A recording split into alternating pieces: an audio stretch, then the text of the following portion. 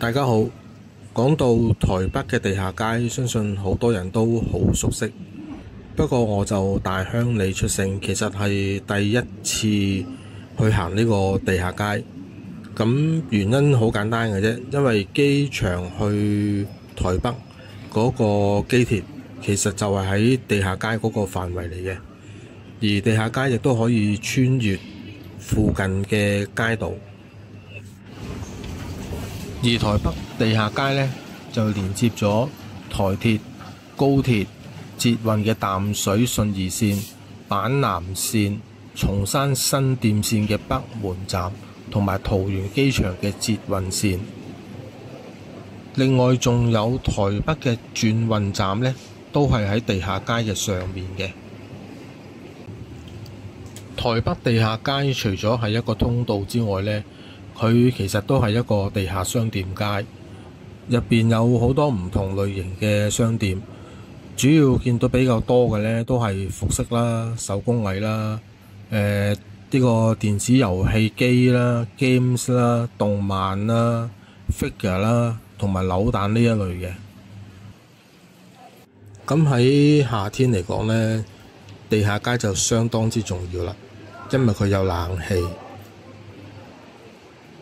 但就要留意一點呢，地下街並不是24小時開放，佢嘅開放時間係上晝嘅11點至到夜晚嘅9點半，星期六日就會夜少少，都係去到10點鐘嘅啫。但係我就有另一個問題，就係我個 Google Map 落咗去地下街之後呢，係冇咗個 GPS 信號。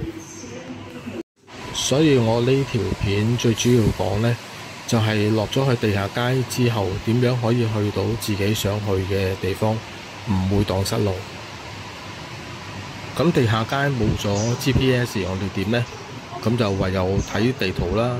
地圖有兩個方法可以攞到嘅，一個就係上網下邊個網址，另一個呢，就係留意返地下街，佢都有好多地圖係貼咗出嚟嘅，大家可以影低相先。而家見到呢一幅圖就係地下街官網嗰處下載嘅。地下街基本上就分開3區嘅 Y 區、K 區同埋意識區。但其實除咗呢3個區之外呢，另外仲有就係桃園機場捷運區同埋高鐵台鐵區。右手邊嘅就係台北捷運路網圖。咁台北嘅所有鐵路其實呢個圖都會睇到晒。而中間嘅呢，主要就係講緊呢個地下街同埋佢所連接嘅街道。但首先要知道，地下街並不是一個閉環。例如你想由北門站去到意識區呢，呢個係唔能夠直接去到。